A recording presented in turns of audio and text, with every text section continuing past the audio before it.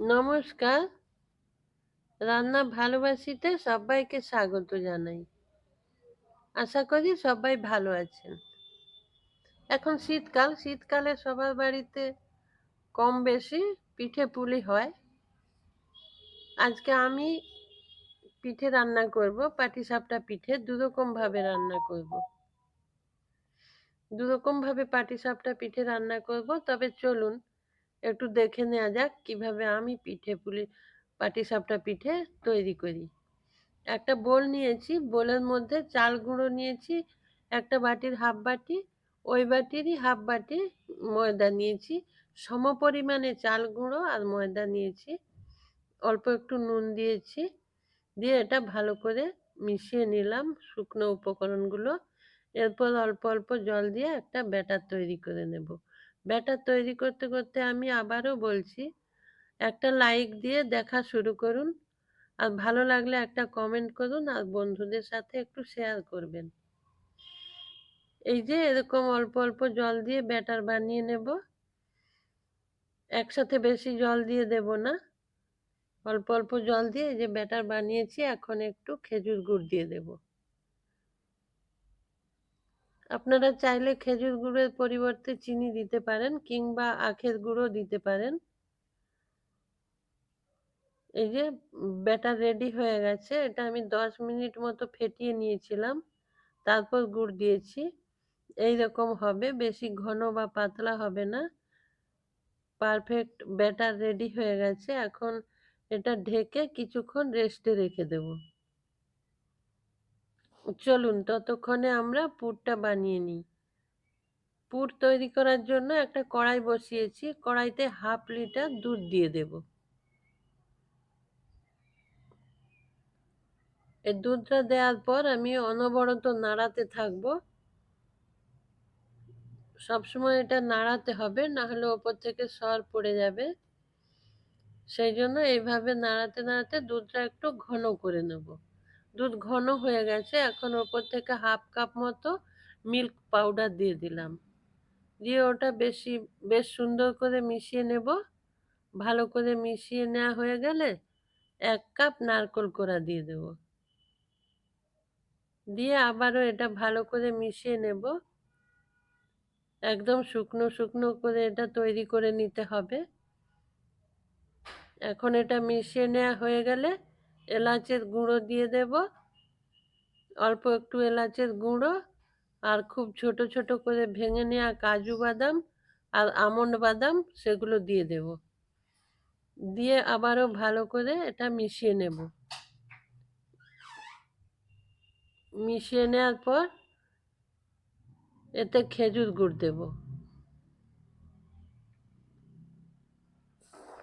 এটা ভালো করে মিশিয়ে নিচ্ছি। এরপর খেজুর গুড় মিশিয়ে দিতে হবে। এখানেও আপনারা চাইলে চিনি কিংবা খেজুরের গুড় ব্যবহার করতে পারেন। গুড় দেওয়ার পর অল্প জল বেরিয়ে গেছে, এটা শুকিয়ে নিতে হবে, দিয়ে একটা মণ্ড তৈরি করে নিতে হবে। এই যে এইভাবে একটা মণ্ড তৈরি করে নিয়েছি। পুরটা রেডি হয়ে গেছে। এখন এটা একটা বোলের মধ্যে তুলে নেব। আমার চ্যানেলটা সাবস্ক্রাইব করে আমার পাশে থাকবেন।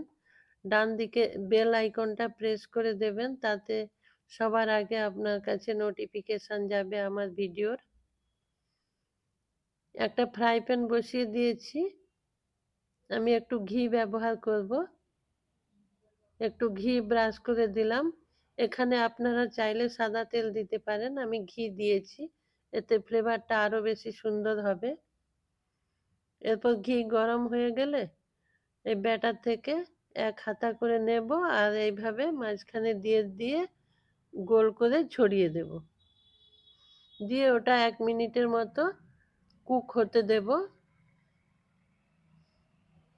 এই যে সুন্দরভাবে এটা হয়ে যাচ্ছে, মাঝে ছোট ছোট জালি জালি হয়ে যাচ্ছে। এরপর ওই পুরটা ব্যবহার করব। পুর এইভাবে নিয়ে লম্বা করে এইভাবে ছড়িয়ে দিয়ে দিতে হবে। এই যে এইভাবে দিয়ে পিঠেটা ফোল্ড করে নিতে হবে। এইভাবে ফোল্ড করে নিলাম। এই তো খুব সহজেই হয়ে গেল পাটিসাপটা পিঠে। একটা হয়ে গেল, তুলে নিচ্ছি। আমি আবারও একটা তৈরি করে দেখিয়ে দিচ্ছি। আবার একবার ঘি ব্রাশ করে দেব,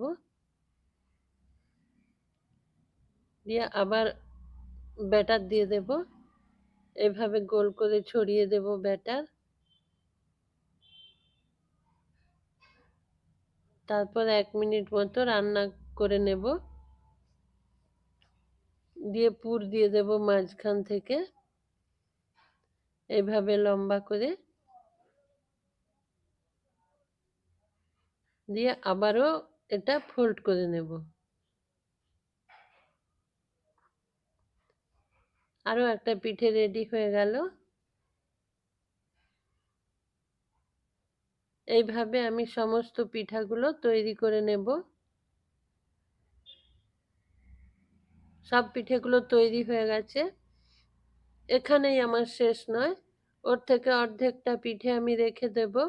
বাকি অর্ধেকটা রান্না করা এখনো বাকি আছে, সেই জন্য আমি কড়াই বসিয়েছি। কড়াইয়ের মধ্যে অল্প একটু ঘি দিয়ে দিচ্ছি। এবার ঘি গরম হলে ঘিয়ের মধ্যে এলাচ গুঁড়ো দিয়ে দেব, দিয়ে একটু ভালো করে ওটা ভেজে নেব। এলাচ গুঁড়ো আর ঘি এই দুটো মিলিয়ে সুন্দর একটা ফ্লেভার বেরিয়েছে, সুন্দর গন্ধ বেরোচ্ছে। এটা ভাজা হয়ে গেছে।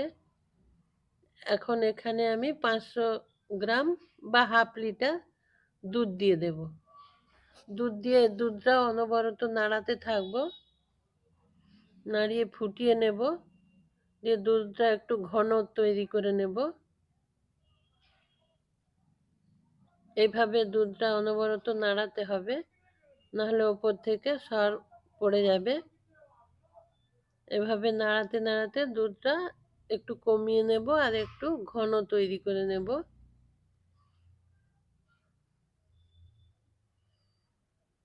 তারপর দুধটা যখন ঘন হয়ে আসবে, তখন 2 টেবিল চামচ মিল্ক পাউডার এখানেও ব্যবহার করলাম, দিয়ে ওটা ভালো করে মিশিয়ে নেব।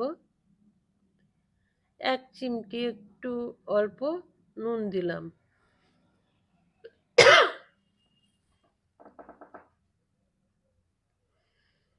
এটা ব্যালেন্স করার জন্য এইটুকু নুন দিলাম। এটা রেডি হয়ে গেছে, বেশ ঘন হয়ে গেছে। এখন ওপর থেকে আমি পিঠেগুলো দিয়ে দেব। আমার প্রয়োজন মতো যতগুলো পিঠে দেওয়ার দিয়ে দেব, আপনাদের প্রয়োজন মতো আপনারা দিয়ে দেবেন।